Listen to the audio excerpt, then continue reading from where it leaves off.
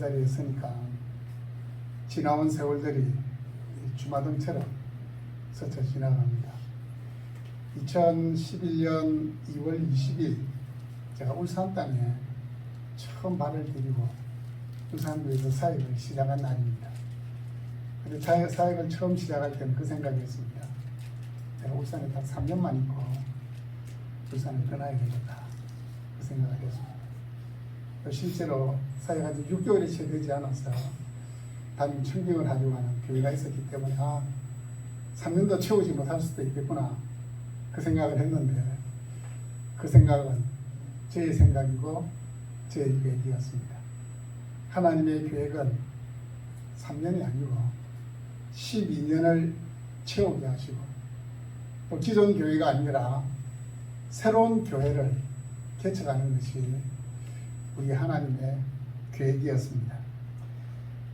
가끔씩 어떤 분들이 지나가는 말로 목사님은 개척교회를 하셔도 참 잘할 것 같습니다, 그런 이야기를 할 때마다 제가 뭐라고 했겠습니까? 감사합니다, 이렇게 해야 되는데 웃으면서 저는 사도 바울이 아니라서 남의 틀 위에, 그것도 견고한 남의 틀 위에 더 크게 세우는 것이 저 계획입니다, 그렇게 이야기를 했습니다. 돌아보면 하나님의 계획을 모르고 철없이 이야기를 했던 것 같습니다. 하나님의 타임테이블은 12년을 채우고 새로운 교회, 헤리티지 교회를 세우는 것이 저를 향하여 가지고 계신 하나님의 계획이었습니다.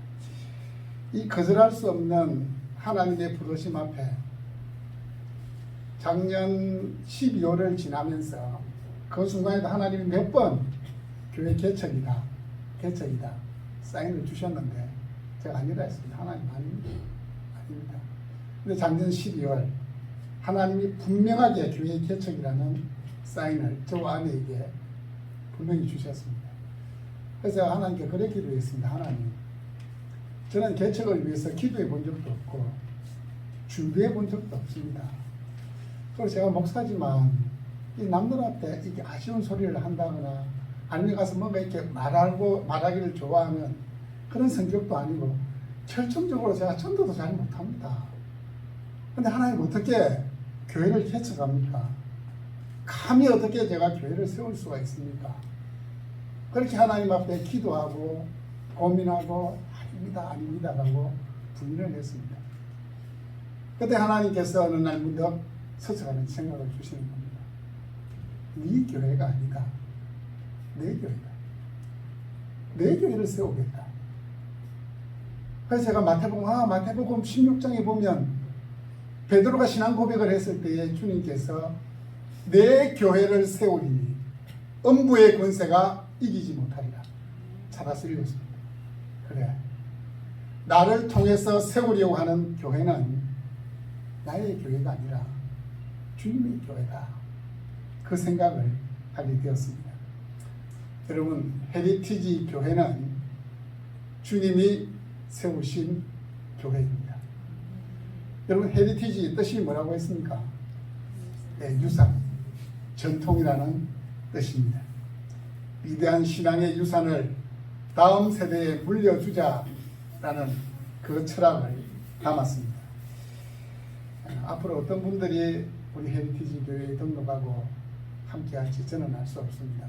하지만 저 목회의 최고 우선순위는 신앙의 유산을 다음 세대에 물려주는 것이기 때문에 가정의 복음화가 첫 번째 기도제입니다. 숙제입니다. 그래서 우리 교회에 발을 딛는 모든 성도의 가정은 할아버지도 아버지도 아들도 손자도 다 함께 신앙생활하는 가정이 온전히 복음화되는 그런 가정을 만들어야 되겠다. 그게 저희 첫 번째 기도의 제목이다, 그렇게 생각하고 있습니다. 여러분, 다시 한번 말씀드리지만 오늘 첫 예배를 드리는 헤리티지 교회는 주님이 세우신 교회입니다. 왜냐하면 주님께서 이 반석 위에 내 교회를 세우리니 라고 말씀했기 때문입니다. 이 반석 위에 내 교회를 세운다. 이 반석이 무엇을 가리키는가? 이게 이렇게 천주교하고 우리 기독교하고 해석이 다릅니다. 천주교는 이 반석을 베드로라고 이야기합니다. 왜냐하면 그 본문에 보면 베드로가 신앙 고백을 했을 때 너 이름은 베드로라. 이 반석 위에 내 교회를 세우리니. 그리고 헬라어로 보더라도 베드로와 반석은 의미가 똑같습니다. 근데 중요한 건 베드로는 페트로스라고 썼고 중요한 건 아닙니다. 남성형 명사고 반석은 페트라 여성형 명사입니다. 그걸 보더라도 베드로와 반석은 주님이 절대 똑같은 의미를 이야기한 게 아닙니다. 주님이 어떤 의미를 이야기했냐? 베드로라는 그 이름의 뜻을 연상시키는 반석이라는 단어를 통해서 베드로가 했던 어떤 행동과 관련된 그것 위에 교회를 세우겠다. 그럼 그게 뭡니까? 베드로가 뭐 했습니까? 너희는 나를 누구라 하느냐 물었을 때 베드로가 뭐라고 대답했습니까? 주는 그리스도시요 살아계신 하나님의 아들이십니다. 신앙 고백을 한 겁니다. 신앙 고백을 합니다. 바로 반석이라는 것은 베드로가 했던 그 신앙 고백을 이야기합니다. 우리로 이야기하면 주님을 그리스도로 살아계신 하나님의 아들로 고백하는 그 믿음 위에 그 믿음을 가진 자들 위에 주님은 교회를 세우시겠다. 그렇게 말씀하신 겁니다. 베드로가 아닙니다. 그래서 천주교에서는 베드로를 일대 교황으로 생각하는데 베드로는 자신이 교황이 된지도 모르고 천국에 갔습니다. 반석은 우리의 믿음, 주님을 향한 우리의 신앙의 고백입니다. 주님을 그리스도로 살아계신 하나님의 아들로 고백하는 우리가 모였기 때문에 이것은 교회이고 주님이 세우신 것입니다. 그래서 우리의 신앙 고백, 우리의 믿음은 교회의 기초가 되고 교회의 뿌리가 되고 교회의 토대가 되고 교회의 시작이 되는 겁니다. 그리스도, 기름 부음 받은 자, 구원자라는 뜻입니다. 우리는 생각할 때 그리스도, 메시아 이런 말을 하도 많이 들어가지고 별로 감흥이 없습니다. 그런데 2000년 전에 이 말씀이 기록되면 2000년 전으로 거슬러 올라가면 유대인들에게 있어서 그리스도, 메시아라는 단어는 그 말만 들어도 가슴이 뜨는 겁니다. 네. 오늘 내가 사업 실패하고 오늘 내가 누군가의 사기를 당해도 메시아가 오신다 라는 그 말만 들으면 모든 것이 잊어질 정도로 메시아에 대한 기대와 소망은 우리가 생각하는 그 이상입니다.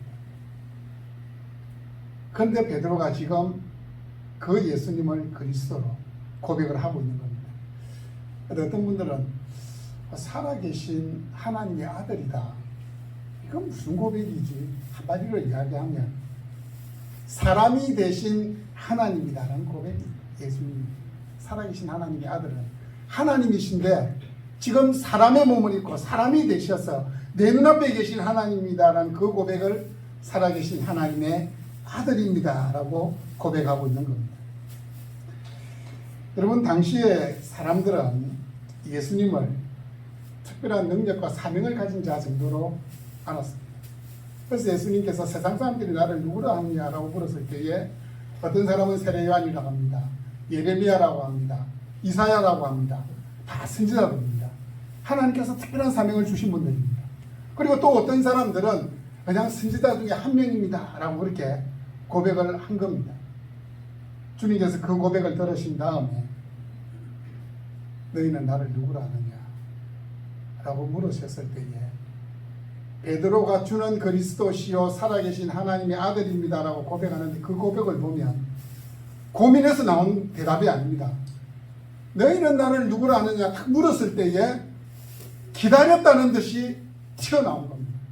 확신에 찬 고백입니다. 쭈뼛쭈뼛 주는 그리스도인지 이게 아니고 주는 그리스도시요 살아계신 하나님의 아들이십니다 라고 확신에 찬 고백을 하고 있습니다. 근데 여러분, 이 베드로가 신앙을 고백했던 이 장소가 성경에서 어디라고 이야기합니까?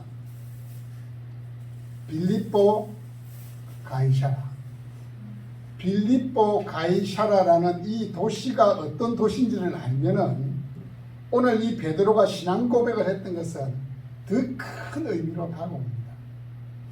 빌립보 가이사라라는 그 도시는 로마가 그 팔레스틴을 정복하게 되었을 때에 그 도시를 헤롯 대왕에게 로마가 선물로 줬습니다.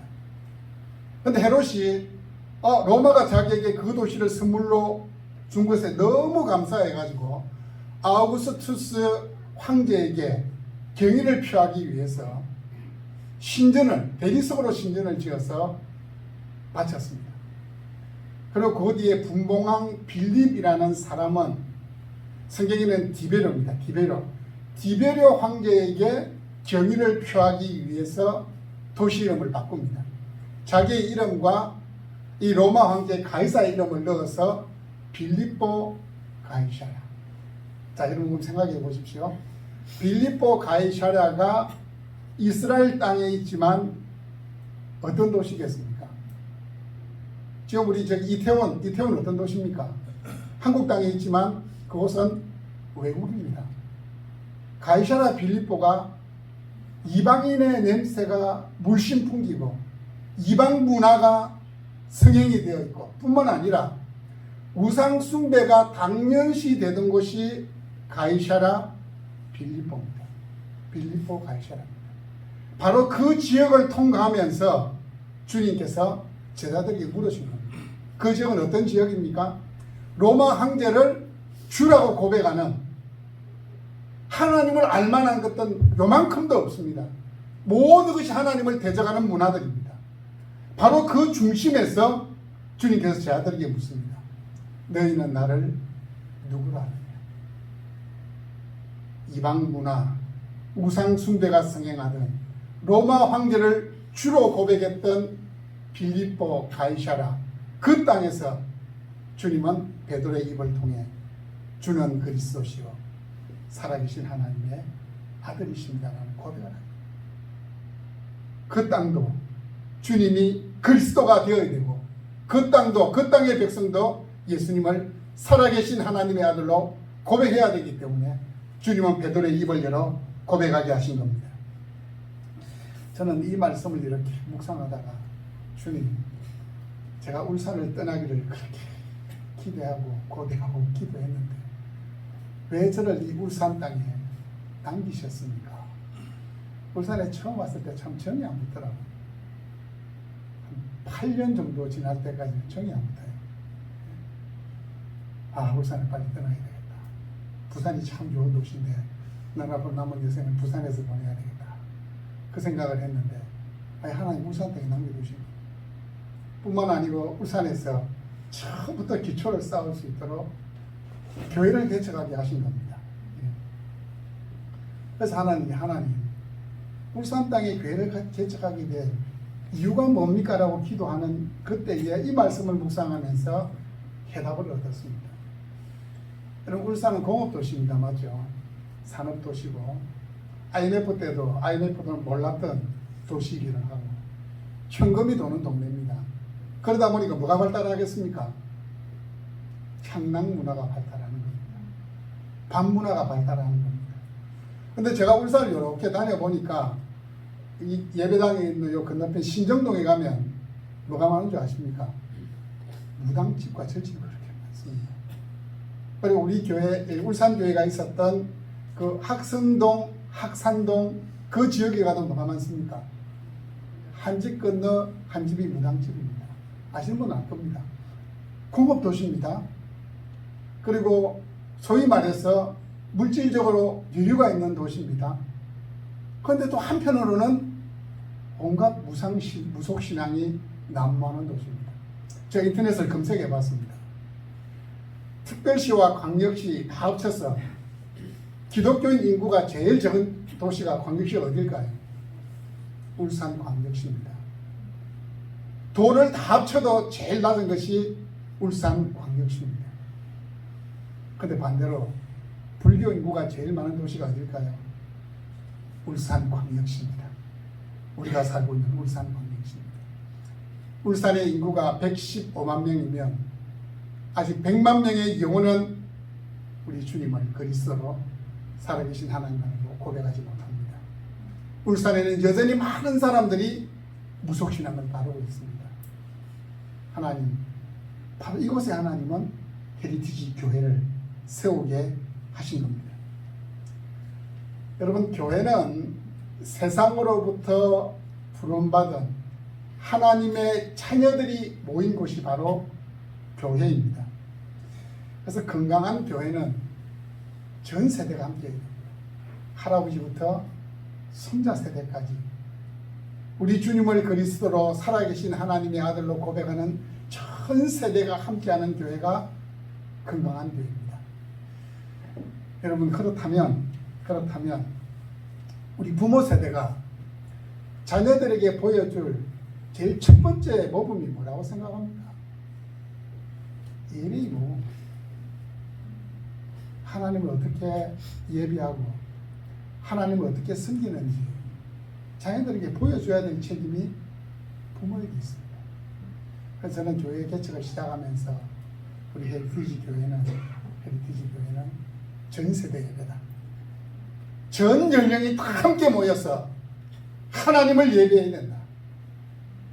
할아버지가 하나님을 예배하는 모습을 보여줘야 되고, 어머니가 보여줘야 되고, 그러면 자연히 자녀들도 그 하나님을 예배하는 모습을 보고 배우고 하나님을 섬기게 되는 겁니다.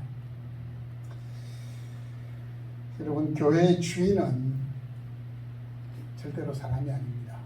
그래서 우리는 생각날 때마다 고백을 해야 됩니다. 교회의 주인은 주님이시다. 교회인 나의 주인도 주님이시다.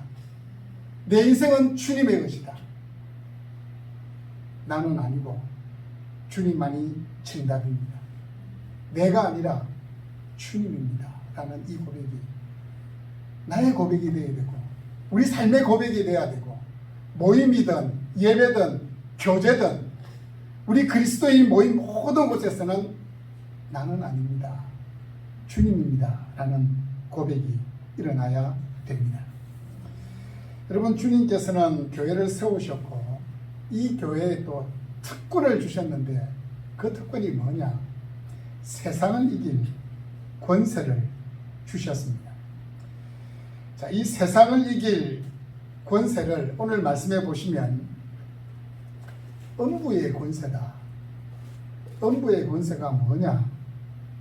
지옥의 권세, 사망의 권세, 이렇게 해석할 수도 있고, 또 이 사망의 권세를 나아가서는 사망과 저주의 세력인 사탄이 통치하고 있는 이 세상이 우리에게서는 음부의 권세입니다.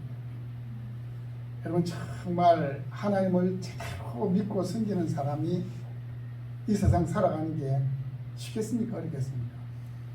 어렵죠.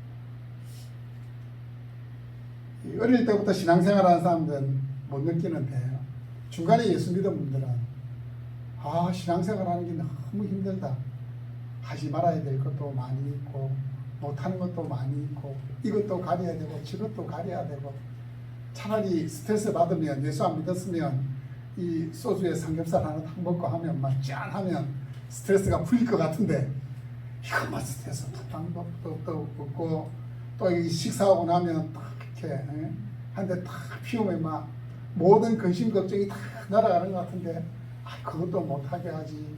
입에 또 시원하게 누가 나에게 어떤 나쁜 일을 하면 시원하게 이 시냇물 하고 이렇게 한번 욕도 한번 하고 싶은데 십자 달린 것도 이렇게 할 수가 없고, 하나님께서는 이 세상에 살아가면서 우리가 이제 고민할 게 많고 스트레스 받는 게 많이 있지만, 하나님은 그 모든 세력과 유혹들을 이길 수 있는 권세를 우리에게 주셨습니다. 우리를 교회로 부르실 때에는 하나님 그 은혜를, 그 특권을 이미 주셨다는 겁니다. 하지만 세상은 교회에 대해서 절대로 호의적이지 않습니다. 여러분, 코로나 시국을 지나면서 어떻게 됐습니까? 교회가 마치 코로나를 퍼뜨리는 것처럼 그렇게 이 언론에서 떠들었습니다. 그래서 이게 코로나가 끝나고 나서 이 종교가 없는 사람들이 종교에 대한 인식을 조사했는데 기독교에 대한 인식이 더 낮아져 버렸습니다. 코로나 시국 지나면서 몇몇 교회들이 또 문을 닫았습니다. 세상이 교회를 대적하고 핍박하고 여론몰이를 아무리 해도 주님이 세우신 교회는 절대로 쇠퇴하지 않습니다. 몇몇 교회가 어려운 환경이 이겨내지 못하고 문을 닫는 것 같지만 하나님의 교회는 절대로 쇠하지 않습니다. 물러나지 않습니다. 왜냐하면 이 땅의 교회는 바른 신앙을 고백한 이 땅의 교회는 주님이 피 흘려 세우신 교회이기 때문입니다. 저 말이 아닙니다. 사도행전 20장 28절 말씀을 보시면 하나님이 자기 피로 사신 교회다라고 말씀하고 있습니다. 교회는 주님의 피로 사신, 주님의 피 흘려 세우신 기관이다. 그렇게 말씀을 하는 겁니다. 사단의 권세가 아무리 강력해도 그건 피조물의 권세입니다. 우리 주님이 가지신 권세는 하늘과 땅을 지으신 창조주의 권세입니다. 이 땅에 주님이 세우신 교회들이 있고 우리 주님을 구주로 고백하는 교회인 우리가 살아가고 있기 때문에 하나님은 오늘도 이 땅에 심판을 내리시지 아니하시고 은혜를 베풀어 주시는 겁니다. 우리 그런 자부심 가지고 살아야 됩니다. 예수 안 믿는 사람 볼 때마다 속으로 너는 다 내 덕분에 산다.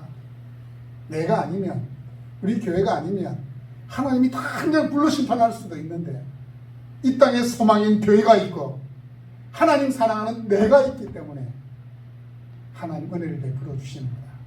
그 은하계가 복잡해도 창조주의 권능으로 질서정연하게 운행해 가는 건 다 내 때문이다. 그런 자부심 가지고 우리가 살아야 됩니다. 여러분 기억하십시오. 교회로 부름받은 여러분이 이 세상을 살아갈 때에 사단의 권세, 이 세상의 권세는 여러분을 계속 도전하고 유혹할 겁니다. 하지만 선언하십시오. 하나님이 음부의 권세를 이길 은혜를 부여받았다고 고백하십시오. 나는 이미 사단의 권세를 이기고 세상의 권세를 이긴 자라고 선언할 수 있기를 바랍니다. 그러나 이 모든 일에 우리를 사랑하시는 이로 말미암아 우리가 넉넉히 이기느니라.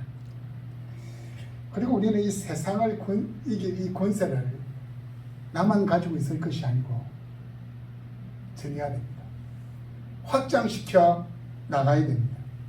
쉽게 이야기하면 복음을 전파해야 된다는 겁니다. 더 쉽게 이야기하면 전도해야 된다는 겁니다.